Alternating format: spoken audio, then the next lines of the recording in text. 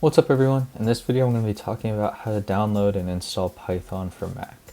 So first open up a browser of your choice and type in download Python.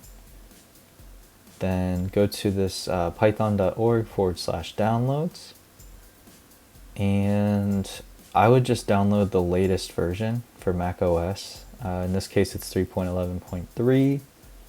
I would just download whatever the latest is at the time that you're seeing this, and you can just save it into your downloads, that's fine, or wherever you want to save it.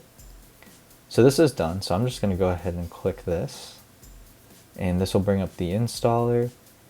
So I'm just going to click continue, continue, continue, agree with the license, that's fine.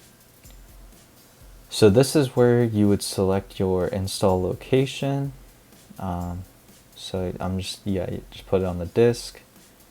So I'm actually not going to install this one because I already have Python, but you would just click continue and that would start the install process for you.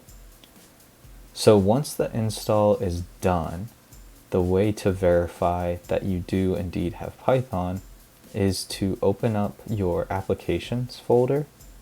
So if you go to Finder and then your applications here, and then you'd want to see a Python 3 point whatever version you got. So I got Python 3.9.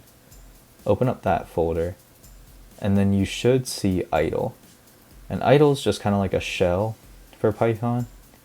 So if we open up this, and this is an application, so if we open up idle, you should see the Python 3.9, or in your case 3.x.x, the shell script essentially, an idle shell up here. As long as this boots, then yes, you should have Python at this point.